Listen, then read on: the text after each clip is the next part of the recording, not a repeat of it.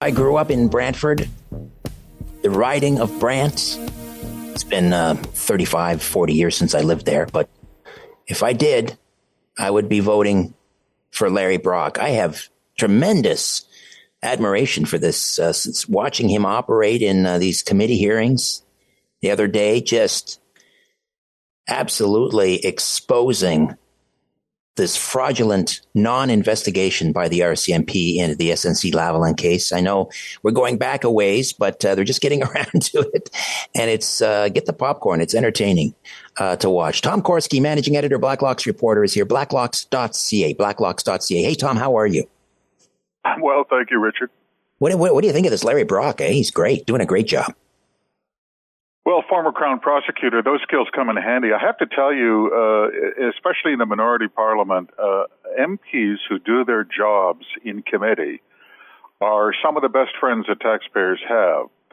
And there are some in all opposition parties. And the money they have saved, the waste they have avoided, the corrupt practices they have exposed, really goes unrewarded, but my goodness, you see that and you say, how happy I am that we have a parliamentary system that can get to the bottom of this. All right, so take us back to this this cross-examination, if you will. Conservative MP Larry Brock, before the Commons Ethics Committee, interrogating RCMP Commissioner Michael Duhem, who just looked hapless and clueless. Just kind of give us a summary of how that back and forth went. SNC Lavalin, you'll recall, was the Quebec engineering company that they were on the hook for fraud. Now, they wound up pleading that out. They pled guilty in Quebec Provincial Court, agreed to a statement of facts, said, yes, we did pay bribes to get contracts overseas. They were fined $280 million. That's not small potatoes. What happened? Well, before they pled this out and had this agreement with prosecutors, they went to the wall with the Prime Minister's office. And the implication of all evidence was clear. The Prime Minister, his political aides, and various flunkies placed 49 calls. There were meetings with prosecutors, the Attorney General in the day. They wanted to quash that prosecution. You just think about that. Because this is what happens in third world countries. If you're a big company, you have big money, and you're in trouble, well, you just go to the presidential palace and you see if you can cut a deal. And that's what happened here. It was unbelievable.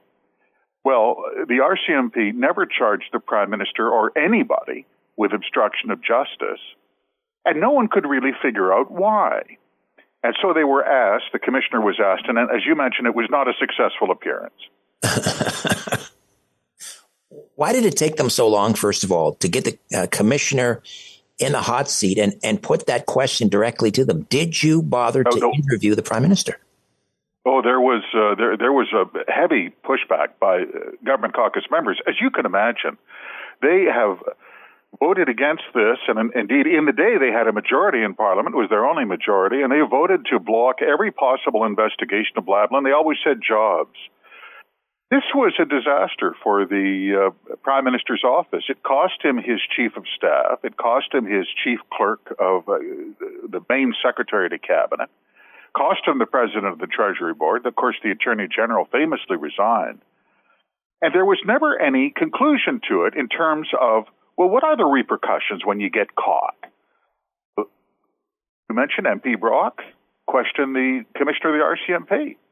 Did you get all the documents? And no, he said, no, we didn't. Did you interview the Prime Minister? No, we didn't. Did you even ask to interview the Prime Minister?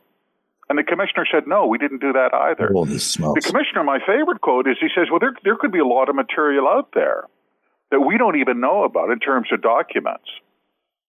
I'm sorry, Richard, why do we even have a federal police force then? Exactly. Why don't we just ask Constable Bob, right? Well, when the RCMP is investigating, there's no such thing as parliamentary privilege or cabinet privilege, right? If they have, what do they call it, a production order and a search warrant, they get whatever they want. Am I right?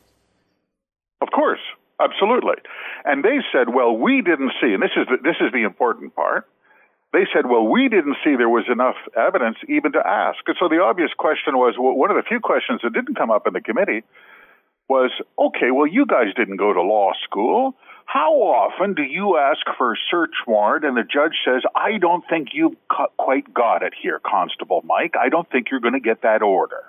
How often does that happen? In my experience, as a police reporter many, many years ago, it happened from time to time. In other words, if you're going into a courtroom, it's an argument. Don't get too excited. No one's looking for infallibility. Was there evidence that there was political interference in a prosecution? Of course there was. 4 people didn't resign for the hell of it. So why wouldn't they go, well, we all know why. We don't have to pose rhetorical questions. Commissioner Dehane has spent his entire career with the RCMP, and I imagine he would like to have a successful run as the chief. Why would I want to rock the boat? Larry Brock's not done yet, I'm guessing, on this. Oh, no. And then, of course, there's Arrive Kent, which is just a boiler explosion. It's just absolutely gruesome. We'll get to that next. Tom Korski, managing editor, Blacklock's reporter. Stay with us. Back with more in a moment.